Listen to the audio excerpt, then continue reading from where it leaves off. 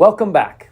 Today, we are going to start putting the spiritual conversation curve into practice with really the goal that as you become more comfortable with the ideas and the truths of the curve, you will be able to naturally recognize where people are, their posture toward the gospel, and to respond graciously and effectively. Our hope is that as we use the spiritual conversation curve, it will become natural and authentic. Because what we don't want to have is going out into the world and having conversations where we're analyzing people, where we're thinking, oh, well, you said this, or this is your posture, so that means you're in this posture to the gospel, so I need to respond this way, because obviously that would all take far too long, but it would create really awkward and inauthentic conversations.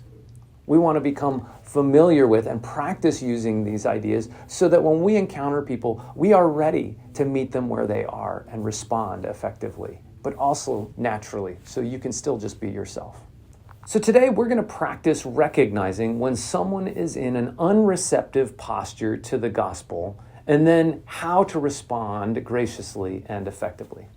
When someone is unreceptive, they really probably don't want to even talk about God or faith or church or spirituality. And if they do, they may not have anything kind to say. They may simply be critical.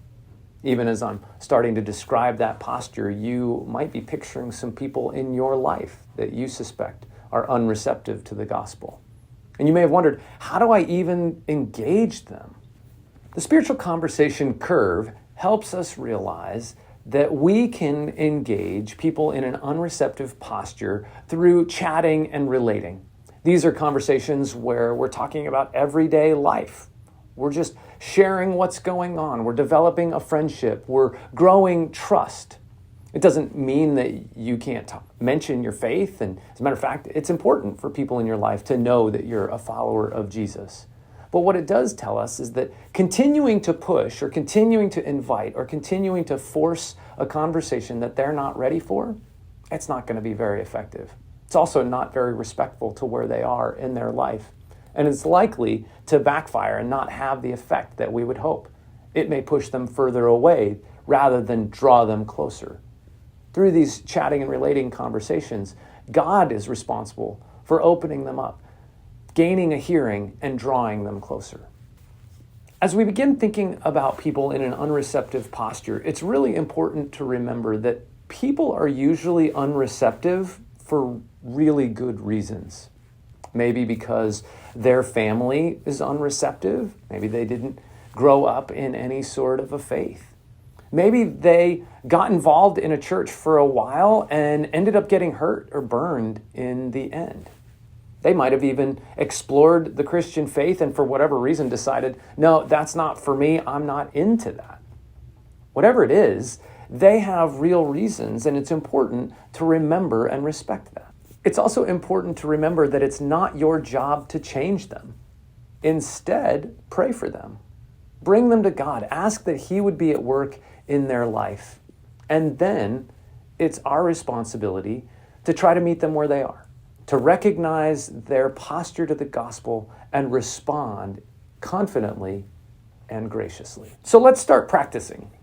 Lutheran Hour Ministries asked 4 high school students to come up with some somewhat realistic scenarios where they enacted a conversation or a potential conversation between a Christian and a non-Christian friend who is unreceptive to the gospel. As they role play, I want you to notice a couple of things. First, what are the cues that the person is unreceptive? Now, those cues could be verbal cues, they could be nonverbal cues, it could be body language and approach.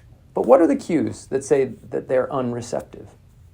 And then think about the response of the Christian friend. How well did they do?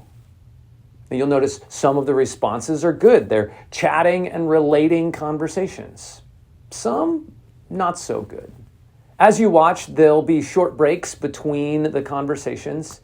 And so take a moment and fill in the chart in your booklet with your observations. Afterwards, you're going to discuss as a group. Thanks for giving me a ride home. I don't really know that many people yet. Of course. What are you doing this weekend? I actually have youth group tonight. What? I could never go to that kind of thing, especially on a weekend. Oh, well, we're bowling, and I'm actually pretty excited. You should come. I could think of 1,000 other things to do on a weekend, and that is not one of them. Oh, I mean, okay, we don't really want non-Christians anyway. That's fine.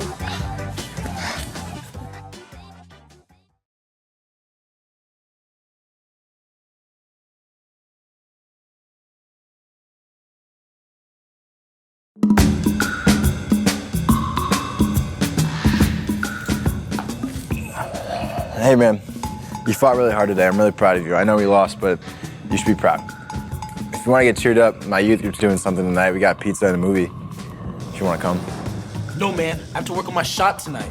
And didn't I tell you that basketball is way more important than some stupid church service? All right man, why don't you fix your priorities and fix your attitude? You really want to get that much better at basketball that you'd rather die and not go to heaven? What's wrong with you, man?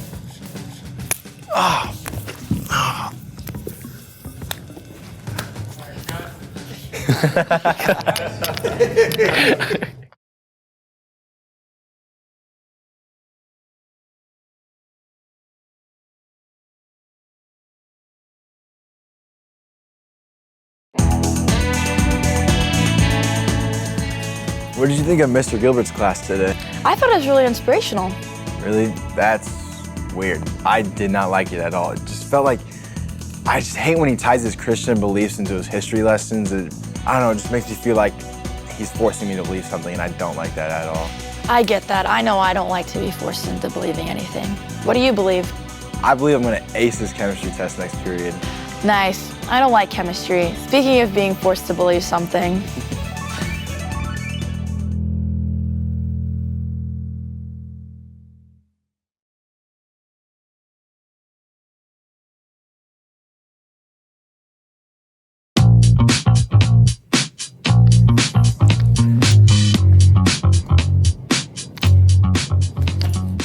Hey, are you ready to head over to chapel today? I heard the speaker is supposed to be really good. I'm probably not gonna go. I'm really hungry. I'm gonna go get some fries from McDonald's. You wanna come? Okay, not really. I want to go to chapel. Okay, I mean, I never really go to chapel. I can't stand it. Oh, I totally get you. Here, would you mind getting me some fries on your way out? Yeah, of course, but next time you gotta come with me. Of course, I'd love to hang with you next time. But yeah, Sounds I'll good. see you.